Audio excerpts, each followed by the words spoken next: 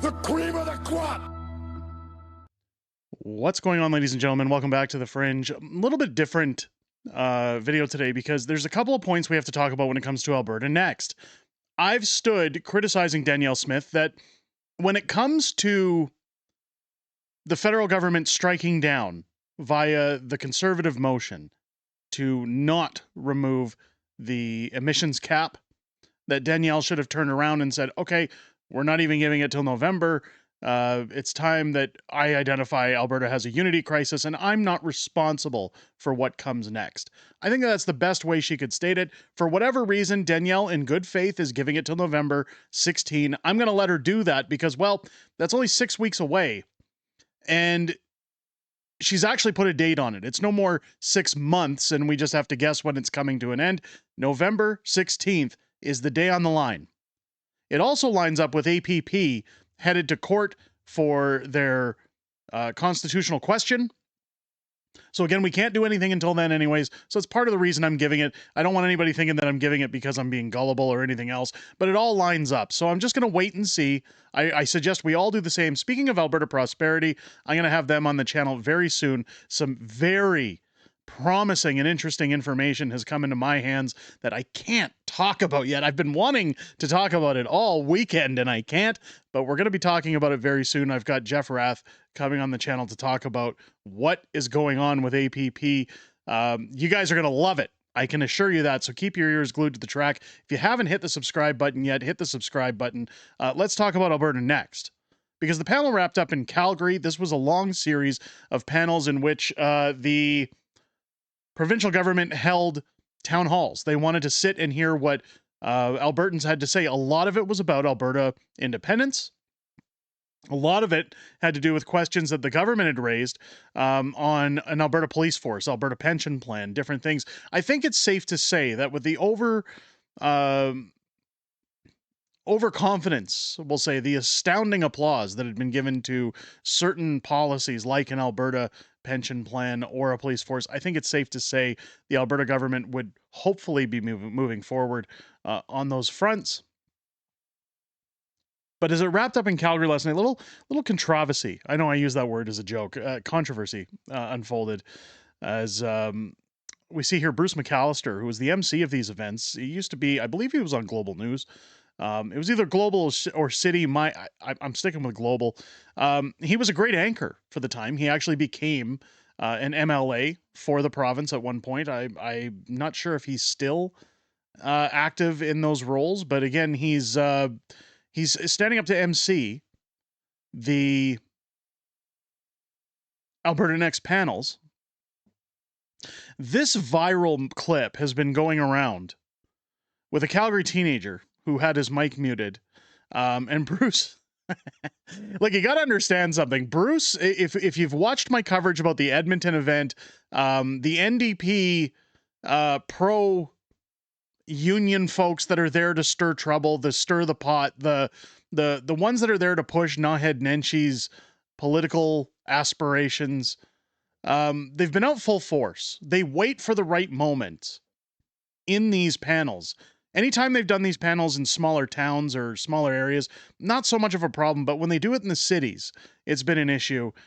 Bruce, I think, had enough because he knew what this kid was doing.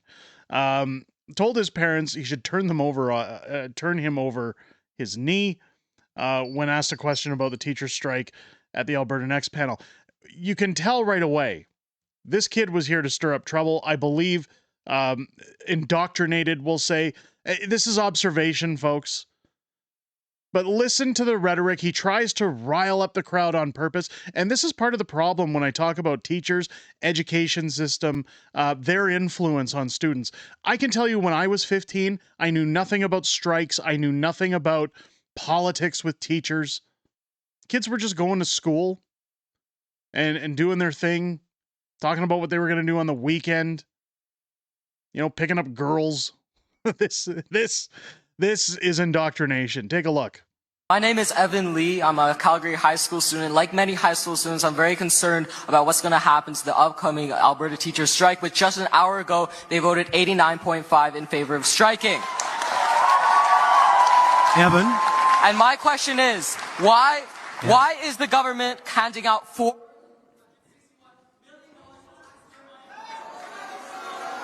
So first off, you can see his mic gets cut off, but he yells out 61 million. And something about brand new something or other. So the kid's been fed statistics, right? And you can tell by the way the crowd got riled up. There's a lot of NDP plants in here. Even friend of the channel, Jack Dan, saying he was obviously there to cause trouble and not contribute to the conversation, perhaps another NDP plant. But here's where Bruce kind of lost it. And this is where he's being heavily scrutinized. In fact, I've seen Facebook posts of people posting his personal profiles and from Never51 on Facebook saying, now again, I can only see some posts because I'm banned from Facebook. So without logging in, there's only so much you can look at. But people saying harass him, track him down, like this is the so tolerant left. But here's where Bruce loses it. Here's the thing, Evan. Evan, I applaud you coming here to speak. I don't applaud how you're trying to speak. It's not making any sense. So we're going to move along, okay? Let's go over to this microphone, okay? I know you'd love some chaos, but your parents should turn you over your knee. Let's go over here. Oh, that's rude. That's rude. No. Rude. Go ahead. That is disgraceful. So a lot of people are calling this out, saying you're censoring free speech, you're shutting things down. Unfortunately, one thing you have to remember is this is a panel that has been put in place by the Alberta government to talk about certain issues.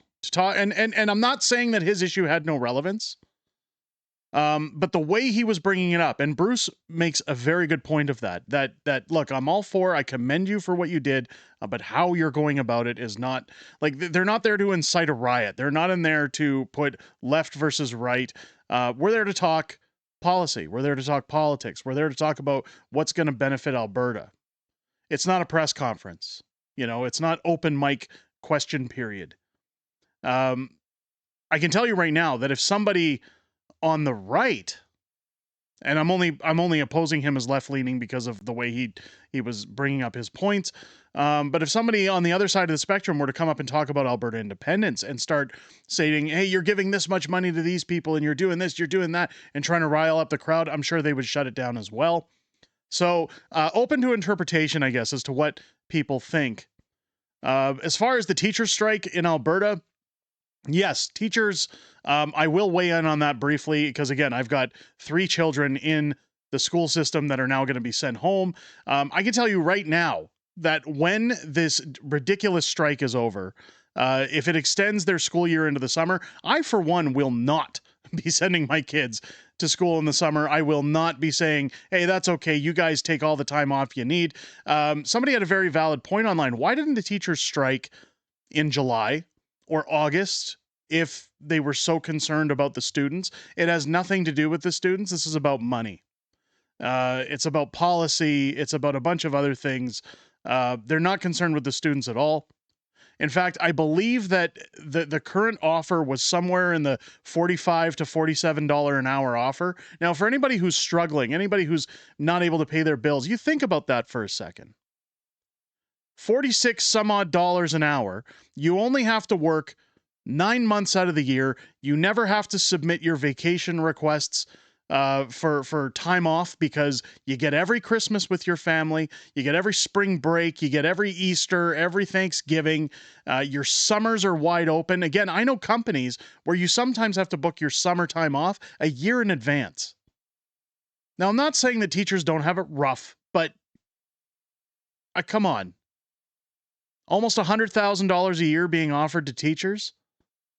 The thing that people miss out of this negotiation was Danielle Smith offered, we can give you a higher wage or we can give you more teachers' aides because they complain about the size of their classrooms.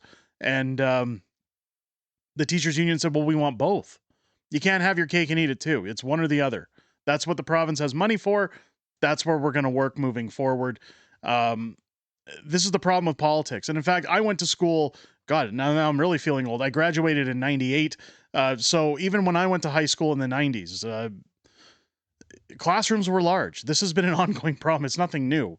Don't forget, the Canadian government left the door wide open for migrants to come here, which have now flooded classrooms as well. Let's move over to where I've got a bigger issue, because somebody had brought up a question in regards to the debt that Mark Carney is bringing over into the country with his budget.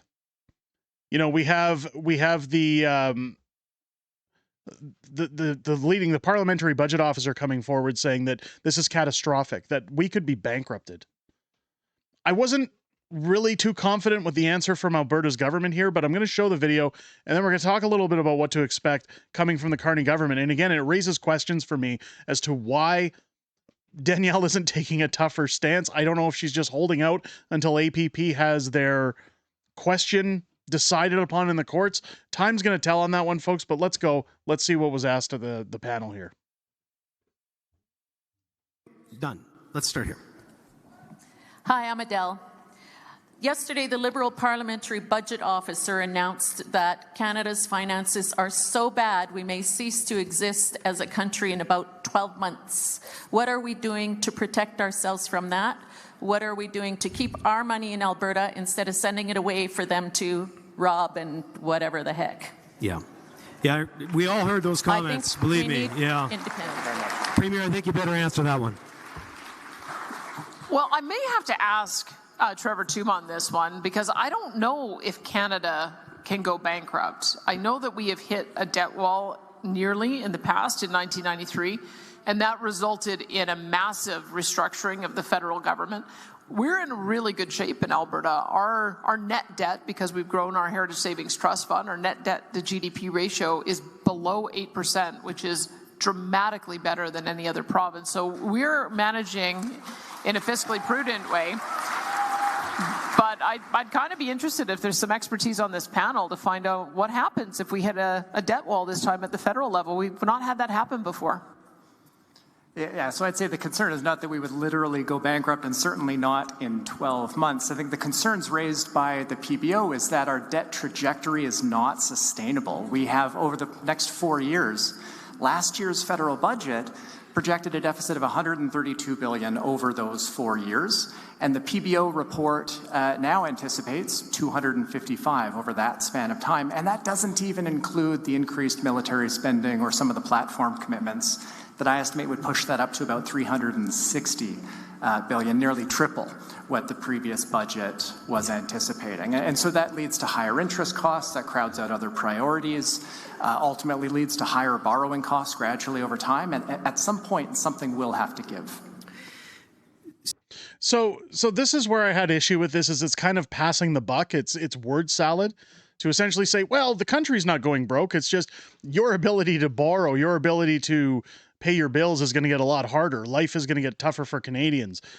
What's funny is that while this panel was being held in Calgary, I know Imperial Oil in Calgary, as of today, is set to lose approximately 700 jobs in Calgary. Alberta already has the highest unemployment in the country. Yet they're talking about how much the Heritage Fund has grown over time. And if you don't know what the Heritage Fund is, if you're watching from outside the country or throughout the country, essentially the Heritage Fund is Alberta taking funds and putting them, saying, look, we have a little bit of a surplus or we have extra monies in different departments. We're going to put those in a rainy day fund for if we ever have to bail out the province or if we ever have to do anything so that taxes don't go up, your cost of living doesn't go up. It's kind of a get out of jail free fund. So what's funny is while Alberta has the highest unemployment rates, yet their fund is increasing. These are the arguments for Alberta independence, for Alberta to leave the rest of Canada. We're talking about the PBO coming forward saying what's happening in Canada right now is catastrophic. You have Pierre Poilievre calling out Mark Carney saying, stop giving money to other countries, start putting your money into those at home, stop the asylum seekers. I put out a tweet yesterday and also a statement on this channel saying Canada needs people essentially to stop worrying about being called racists for saying that this has to stop. And that's not me quoting verbatim. That's it in a nutshell. But this is the problem. You know, you've got all these You've got all these offices within provincial or federal saying, oh, well, it's going to get harder for you guys, but everything's fine for us. We need to go, and we need to go yesterday. And when I say that, it's not a strike at the rest of Canada. It's certainly not anything against people in other provinces, but even the people in those provinces, you need to start looking at what you're going to do, how you're going to secure your future at home, not necessarily what your government's going to do for you. You have in Ontario people like Doug Ford coming out saying that you're a terrible person if you're going to say that the government's too large or the government needs to cut back. The government's overstuffed. These are pigs at a trough. They don't care about your home and your ability to pay your bills. What they care about is that the money doesn't run out for them. The party doesn't end. Here's the biggest problem. And this was tweeted out by Table Salt. Again, another great account on X. I would highly recommend going to check it out. Canada's financial watchdog exposes Carney's trick to try and split the Canadian budget into two. Quoted, if you change your presentation, the credit rating agencies are going to start paying attention. So what they're doing is shuffling money from one place to another while saying, hey, it's not as high as you think. And this again goes back to the panel where they said that this doesn't include the military spending projects. It doesn't include some of the promises made in campaigns. Mark Carney is actively trying to split the budget so that it doesn't look as bad as it actually is. Things are about to get considerably harder for Canadians, folks. Not just Albertans. Take a look. Simple words, what the Liberals mean when they say they're going to separate an operating budget from a capital budget. Like, what changes on the books when they do that? The bottom line of the government will not change. So the international public sector standards that everyone uses to measure the deficit and levels of debt, that will not change. And the first reason that won't change is those are the accounting standards. The second reason is the ratings agencies won't let you change it. Like, that's the first thing they're going to go to. And if they have a sniff that somehow there's a change in presentation, you bet your boots that we're going to be paying more for debt pretty quickly. I mean, that's alarming. And don't just take it. Jason Jacques has, I'll give him credit where credit's due. As the budget officer, he's coming out and speaking out against Mark Carney and what he's doing. He's very concerned, and this should concern all Canadians, that when Mark Carney talks about, well, things, I'll be clear, I'll be precise, we're going to make sure that everything's in order, and blah, blah, blah, blah, blah. No, stupid. It's a really bad impression of Mark Carney. As it says here, stupefying and shocking. If you don't change, this is done, says interim Parliamentary Budget Officer Jason Jacques about Mark Carney's spending habits. Again, Pierre has called this out. Stop it. You're giving billions to other countries. You're funneling money out of this country. You're printing money while housing asylum seekers, while opening the doors and saying, hey, let's bring in more Gazans. Let's bring in more people into the country. Let's bring in... They've tried to step back and say backpedal by, we've reduced the number of temporary foreign workers in this country. Give me a break. They haven't done anything. It's all smoke and mirrors. Listen to what Jason has to warn here. Stupefying, shocking, right? This is not like it's not a funny fiscal outlook. The public debt charges is $53.6 billion, and that projection is going to increase in 2030 to $82.4 billion. Is that sustainable? Every dollar spent on debt is a dollar that is not spent elsewhere. Again, how alarming is that for the average Canadian, for the taxpayer? Because there is only one taxpayer, right? It should be very alarming, right? These are, I don't know, I think I used the words in French, and which the translators probably got really well, like stupefying, shocking, right? This is not, like, it's not a funny fiscal outlook. It's a really serious fiscal outlook. And we don't lightly use the word unsustainable, right? Unsustainable means you don't have the option of saying, maybe I'll wait a couple of years, I'll see how things go. It means if you don't change, this is done, right? So it's very serious. If you don't change, this is done. That's scary. And again, as it was pointed out in committee, there's only one taxpayer. So this is the problem: is you have elites that are running around saying, we'll do our tricks, we'll do our little distractions. Don't look over here while this is going on over here. Here's the illusion that I'm painting that Canada's strong. Essentially, the country's folding. Everything's falling apart. I mean, you've got... I wasn't even going to bring it into this, but you have Donald Trump, who's still talking 51st state, because Canada wants to work with certain aspects of the Trump presidency.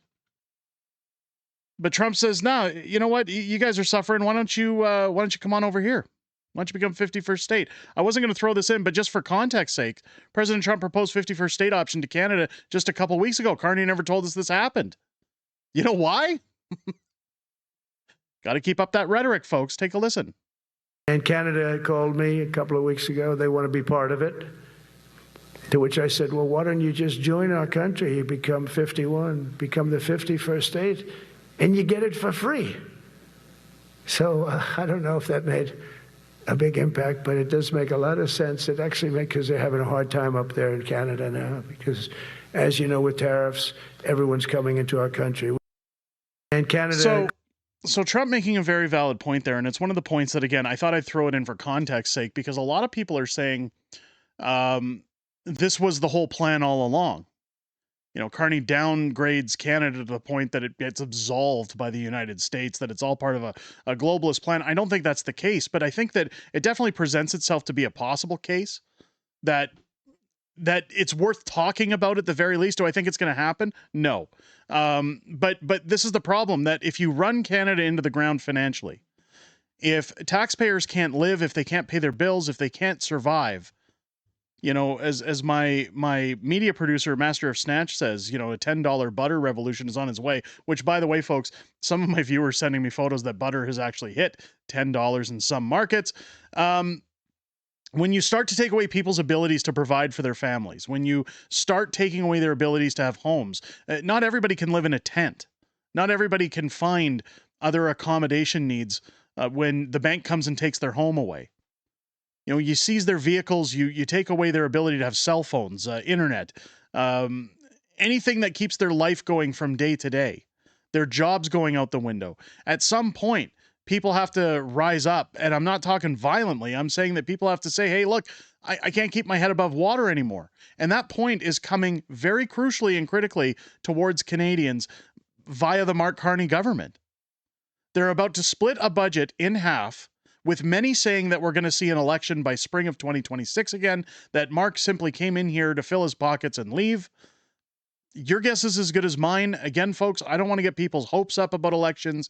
I don't want to fan any idea of that, because, again, people are at the end of their ropes. But anything that's been presented here, as we go back to Alberta Next, is only pointing in one direction, folks. And it's not to say that it's a slap at the rest of the country. All provinces should be talking about this at this point. How do we get away from this federal government? How do we separate? How do we move forward and save our own skin? Because we're not in control is the biggest problem. You have roughly 300 and some odd elites in Ottawa that are in control. You have a Senate, and that's why I say 300 and some odd. You have the Senate who runs your life. The federal courts who side with the government anytime they have to. You've got a provincial government who's sitting here saying, oh, well, we want diplomacy, we want everything else. Pull the pin. All provinces, not just Alberta, pull the pin and say, we can't sustain our people any longer. It's time to start, you know, occupying the life rafts and saying the ship is going down. This is how we remain able to provide for ourselves. it's survival of the fittest as far as I'm concerned. Let me know what you guys think down below. I know it's a longer video, but a lot of points we had to cover here as to what's coming up next. Again, keep your ears peeled, your eyes peeled, and your ears on the track. I will have an interview coming up with APP very soon. Exciting news coming from them. You won't want to miss that. And again, I'm sorry I can't spoil it, but man, it's been juicy, and I wanted to talk about it all weekend long.